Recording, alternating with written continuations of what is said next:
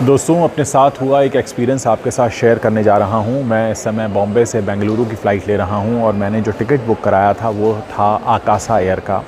और जब मैंने उस टिकट को चेक किया, उसमें मैंने बोर्डिंग पास भी चेक किया वेब चेक इन करने के बाद, उसमें लिखा हुआ था इंटरनेशनल एयरपोर्ट। और जब मैं मुंबई के इंटरनेशनल एयरपोर्ट पर पहुंचता हूं तो वहां जो जनाब CISF के तैनात हैं वो मुझे बताते हैं कि सर ये फ़्लाइट तो डोमेस्टिक से जाएगी। लेकिन मैंने कहा इस बोर्डिंग पास पे तो इंटरनेशनल एयरपोर्ट लिखा हुआ है। उन्होंने कहा नहीं, ये लिखा ज़रूर है लेकिन जाएगी ये डोमेस्टिक से।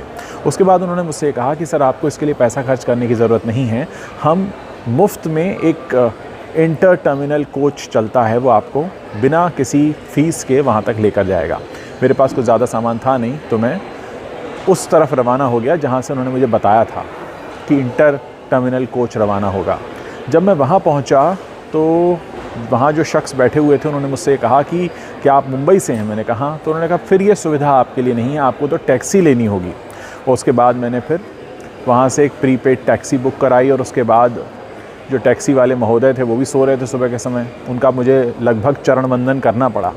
तो दोस्तों, ये सारी बातें मैं आपको इसलिए बता रहा हूँ कि जहाँ हम एक तरफ बातें करते हैं कि G20 समिट हो रहा है, भारत विश्वगुरु बन रहा है, मोदी जी हर बड़ी चीज़ का क्रेडिट लेने आ जाते हैं, लेकिन क्या हमारे देश के सत्तासीन लोगों को ये पता है कि एक आम आदमी इतनी छोटी छोटी चीज़ के लिए स्ट्रगल कर रहा है? ठीक है, मैं एक यंग एंड एनर्जेटिक हूँ तो मैं जल्दी से मैंने टैक्सी भी कर ली, मेरे पास सामान भी ज़्यादा नहीं था, मैंने वो भाग दौड़ कर ली। लेकिन अगर सोचिए कोई वृद्ध सज्जन होते और वो अपने टिकट पर लिखे हुए डिटेल के आधार पर पहुंचते कि भाई उनकी फ़्लाइट तो होनी है इंटरनेशनल एयरपोर्ट से, और फिर उन्हें पता चलता कि ऐसा नहीं हो रहा है। मेरे पास वो स्क्रीनशॉट भी है, मैं आप लोगों को दिखाना भी चाहता हूँ ताकि लोगों को पता चले कि किस तरह से आम लोग जो हैं वो बेचारे भाग दौड़ करते रहते हैं। ये आप देखिए, मैं आपको दिखा रहा हूँ, शायद आपको दिख रहा होगा।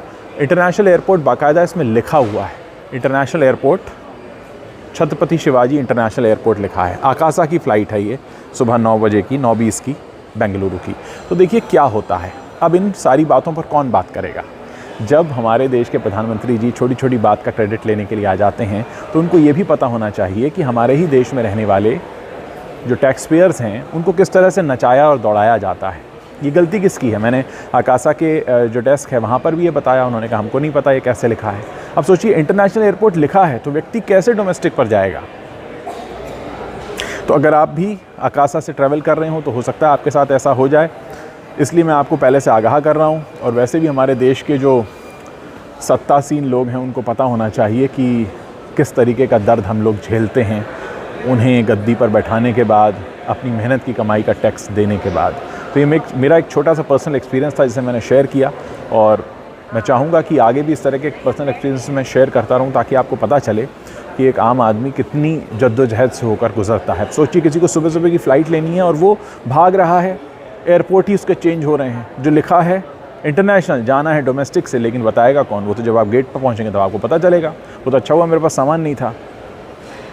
ऐसी चीज़ें होती हैं। उम्मीद है जो सत्तासीन लोग हैं उनको समझ में आएगा कि हर बात का क्रेडिट लेना तो आसान है, लेकिन इस तरह की शिकायतों पर वो क्या करते हैं देखते हैं। G20 समिट भी हो रहा है, इंटरनेशनल सिटी है बॉम्बे।